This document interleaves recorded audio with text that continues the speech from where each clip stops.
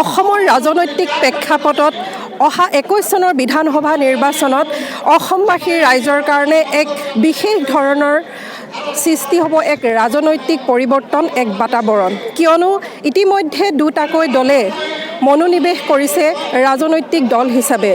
আৰু আমি বৰ্তমান উপস্থিত আছোঁ ঐতিহাসিক শিৱসাগৰৰ বৰ্ডিং খেলপথাৰত 16 আৰু 17 ডিচেম্বৰত দুদিনীয়া কাৰ্যসূচীৰে অনুষ্ঠিত হোৱা আজি দ্বিতীয় দিন। আৰু এতিয়া আমি ইয়াত প্ৰত্যক্ষ কৰিছোঁ প্ৰায় 10,000 মান লোকে ইতিমধ্যে আহি এই ভিৰ কৰিছেহি, ইয়াত সমাগত হৈ পৰিছে। ইয়াত এটা নতুন সূৰ্যৰ দিশে, নতুন দিগন্তৰ দিশে সকলোৱে আগুৱাবলৈ চেষ্টা কৰিছে। শাসনাধিত্য চৰকাৰখনৰ বিৰুদ্ধে থিয় হৈছে। আৰু ইতিমধ্যে অসমবাসীয়ে গম পাইছে যে প্ৰাক্তন আছু নেতা লুৰিণজ্যোতি গগৈয়ে ইতিমধ্যে যোগদান কৰিছে অসম জাতীয় পৰিষদত। তেখেতৰ লগতে কেইবাজনো নেতাই ইতিমধ্যে যোগদান কৰিছে অসম জাতীয় পৰিষদত। আৰু বিভিন্ন ঠাইৰ পৰা বিভিন্ন দল সংগঠনৰ লোক আহি ইয়াত উপস্থিত হৈছে। সৰ্বসাধাৰণ ৰাইজ আহিছে। সকলোৱে বিচাৰিছে আঞ্চলিকতাবাদ অসমত ব্ৰতি থাকক আৰু সকলোৰে এটা নতুন আশা লৈ পেলাই আজি ইয়াত উপস্থিত হৈছে। আমি এজন ব্যক্তিৰ ওচৰলৈ যাবলৈ চেষ্টা কৰিম, তেওঁৰ মনৰ বুজ আমি ল'বলৈ চেষ্টা কৰিম। দাদা, ক'ৰ পৰা আহিছে আপুনি? আমি সৰুপথাৰ পৰা আহিছোঁ, সৰুপথাৰ সমষ্টি গোলাঘাট জিলাৰ। আমি এটা নতুন দিগন্তৰ চিন্তা কৰি ইয়াত আহি উপস্থিত হৈছোঁ, যাতে অসমৰ জাতীয়তাবাদ আকৌ নতুনকৈ প্ৰতিষ্ঠা হওক। আগৰ যি জাতীয়তাবাদ এতিয়া জাতীয়তাবাদ হৈ থকা নাই, সেই জাতীয়তাবাদ এতিয়া লোকৰ পিঠিত উঠি ঘূৰি ফুৰিবলৈ ধৰিলে। গতিকে আমি যি আশা লৈ আমি গণপৰিষদ দল প্ৰতিষ্ঠা কৰিছিলোঁ, সেই আশা আমাৰ ধূলিৰ লগত মিহলি হৈ গ'ল। আমি এতিয়া নতুন এটা চিন্তা কৰিব হ'ল, যাতে আমাৰ জাতিটো পুনৰ উজ্জীৱিত হৈ উঠে। ধন্যবাদ। আপুনি মানে এটা কথা ক'ব বিচাৰে নেকি যে জাতিৰ অস্তিত্বৰ সংকট আহি পৰিছে আৰু এনে সময়ত এনে এটা দলৰ যথেষ্ট প্ৰয়োজনবোধ আপোনালোকে কৰিছে নেকি? নিশ্চয় নিশ্চয়। আমাৰ জাতি ৰক্ষা কৰিবলৈ হ'লে আমি সদায় জাগৃত হৈ থাকিব লাগিব। আৰু জাগৃত হ'বলৈ হ'লে আমাৰ এটা জাতীয় দল আমাৰ অত্যন্ত প্ৰয়োজন। আৰু সেইকাৰণে আমি এই জাতীয় দলৰ অভিৱৰ্তনত কালিৰ পৰা আমি দেহেকে লাগি আছোঁ। আৰু আমাৰ ইতিমধ্যে গাঁৱে ভূঞে প্ৰচাৰ হৈছে। আৰু আপোনালোকে দেখিবলৈ পাইছে ইয়াত সহস্ৰজন ইয়াত উপস্থিত হৈছেহি, নিশ্চয় কিবা এটা মনত আশা লৈ, যাতে আমাৰ জাতীয় দলৰ চৰকাৰ হয় আৰু আমাৰ যিখিনি আশা আকাংক্ষা সেইখিনি আমি পূৰণ কৰিব পাৰোঁ। ধন্যবাদ। সকলোৱে এটা নতুন আশা লৈ পেলাই ইয়াত উপস্থিত হৈছেহি। আৰু ইয়াত বিভিন্নসকল লোক আছে, মহিলাও আহিছে যথেষ্ট পৰিমাণে। আমি কোনোবা এগৰাকী মহিলাৰ কাষলৈ যাবলৈ চেষ্টা কৰিম। সকলোৰে মনত মাত্ৰ এটাই আশা, যাতে এই নতুন দলটোৱে এক নতুন দিগন্তৰ সূচনা কৰিব অসমত। পোষ্ট কৰি দেখোন। ঠাইৰ পৰা আহিছে আপুনি, কিয় আহিছে ইয়াত? মই থানামুখৰ পৰা আহিছোঁ, মই ৰাইজৰ কাৰণে আহিছোঁ। ৰাইজৰ কাৰণে আহিছে।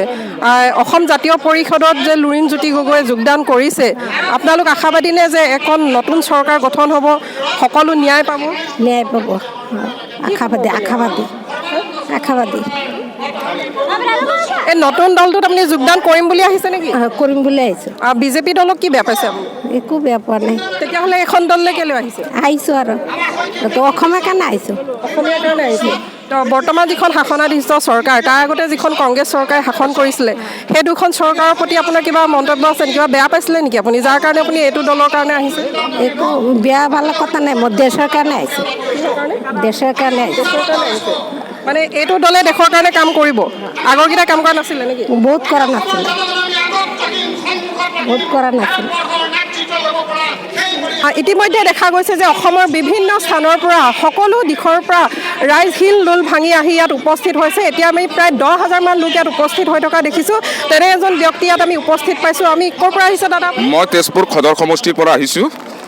আমি কমেও 2-3 হাজাৰ মানুহ আহিছোঁ সদৰ সমষ্টিৰ পৰা তেজপুৰ। আমি লুৰিণজ্যোতি গগৈদেৱৰ আনুষ্ঠানিকভাৱে যি অসম জাতীয় পৰিষদ দলত আজি জইনিং কৰাৰ কথা, আমি তেওঁক ছাপোৰ্ট কৰিছোঁ। অজিত ফুকন যোগদান কৰিছে, তেওঁ কৰিছে, যোৱাকালি কৰিছে। আৰু তেওঁক আমি ধৰ্মীয় সংখ্যালঘুৰ মানুহ হিচাপে আমি এইবাৰ মনস্থ কৰিছোঁ যে বিজেপি চৰকাৰখনে RSSে যি হিন্দু মুছলিমৰ ৰাজনীতি আৰম্ভ দিছে, তাক প্ৰতিহত কৰাৰ কাৰণে আমি শতকৰা কমেও 60% ধৰ্মীয় সংখ্যালঘুৰ মানুহে এইবাৰ আমি অসম জাতীয় পৰিষদ দলত ভোটদান কৰিম বুলি প্ৰতিশ্ৰুতিবদ্ধ হৈছোঁ। এটা কথা জানিব বিচাৰিম আপোনাৰ পৰা, যিহেতু লুৰিণজ্যোতি গগৈ অসমবাসীৰ কাৰণে নাম নামটো এটা পৰিচয়, যিহেতু আছুৰ তেওঁ এটা গুৰু দায়িত্বত আছিল।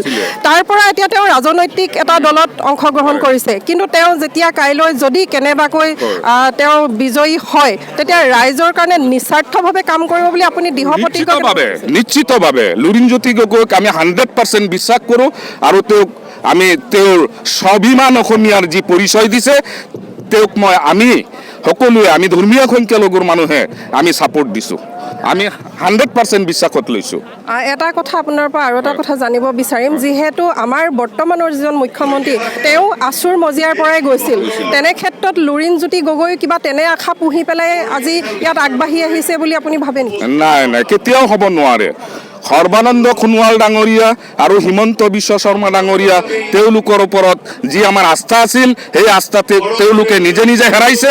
আৰু এইবাৰ আমি আছুৰ মজিয়াৰ পৰা যিজন লুৰিণজ্যোতি গগৈ আহিছে তেওঁক আমি 100% ছাপোৰ্ট কৰিম।